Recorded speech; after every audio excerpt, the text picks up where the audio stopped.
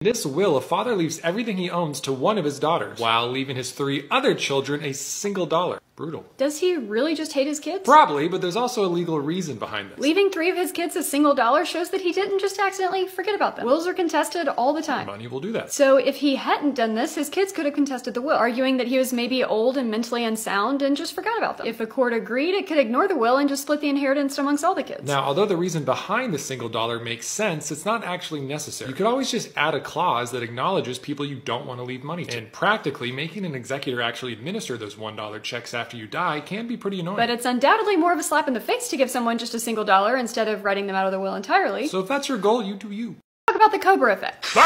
Using this new law about sesame seeds as an example. That'll make sense in a second. Long ago, the government in India was very concerned about how many venomous cobras were running around. So they offered money for every dead cobra. But this had an unintended consequence. People began breeding cobras just so that they could kill them for the money. And when the government realized this and stopped offering money, suddenly there were cobras fucking everywhere. This kind of just happened in the US with sesame seeds. As of January, federal law now considers sesame seeds a major allergen, joining these other major allergens. Because apparently sesame seed allergies can be really severe. So anything on this list must be noted on packaging, even if it only exists in very trace amounts. If it's not listed on the packaging, food producers have to prevent cross-contamination. The problem is that sesame seed derivatives are everywhere, like in flour and oil, which makes preventing cross-contamination super difficult. So rather than risking this potential cross-contamination and the legal consequences, food producers are finding it easier just to add sesame seeds to everything and list it on the label, including fast food restaurants and several major bread suppliers and supermarkets. Better than cobras. Not if you're allergic. 10% of all police officers commit domestic violence. At least that's a popular statistic. We see it a lot online. Even the professor in my domestic violence course at Harvard Law School cited it. But is it real? We like to research stuff, so let's research. This number comes from 2 surveys in the early 1990s. The first survey asked around 700 police officers if they've ever behaved violently against their spouse or children, which could include verbal or physical acts. 40% said yes. The second survey, which was peer-reviewed, the first one wasn't, asked around 400 police families, not just the officers, if they've engaged in domestic violence. 28% of the officers said yes. Interestingly, spouses of the officers reported that they themselves had engaged in domestic violence at an even higher rate of 33%. The problem with these studies is that the data comes from self-reporting, meaning people have to admit that they engaged in violence. Obviously, not everyone's willing to admit this, so it's possible that the numbers are even higher. But on the other hand, these are old, small studies without rigorous scientific methods. Newer studies, which still have the self-reporting problem, put the number between 7 to 12%. Looking at the actual convictions of police officers for domestic violence, the numbers are way, way lower, around 1%. But of course, actual convictions for domestic violence grossly underestimate how often it actually happens. Getting accurate statistics on domestic violence is super difficult. It depends on how you define it, and it depends how often it's actually reported. Overall, the 40% number isn't reliable. Could be higher, it could be lower.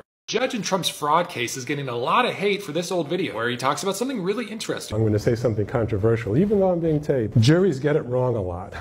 That's my own opinion. I have a tool that I can deal with that. It's called jury notwithstanding the verdict, judgment notwithstanding the verdict. I can say there is no possible way that a reasonable jury would have reached that conclusion. It's sort of controversial to overturn a jury. Now, we're not here to discuss Trump's specific case, or how the whole thing is apparently turning into this concept. This is a real thing available to all judges that most people don't know about. Basically, even if a jury finds someone guilty, a judge can step in and say, no, that's not reasonable, overrule the verdict, and find the person not guilty. Imagine the CEO of a factory pollutes an entire town with some kind of toxic chemical that causes everyone to fart nonstop. And then that CEO's son is arrested for an unrelated drunk driving charge. At trial, which smells terrible, there's actually no evidence of drunk driving. But the jury's so pissed at the kid's dad that they find him guilty anyway. This is where that judge should step in and say, no, he's actually not guilty. Think of this as the judge's own power to nullify. The purpose here is to prevent against malicious prosecutors and juries. But importantly, the judge can only reverse a guilty verdict. They can't do anything about a not guilty verdict. This guy, Dwayne Davis, was just arrested in Nevada for the murder of Tupac. What year is it?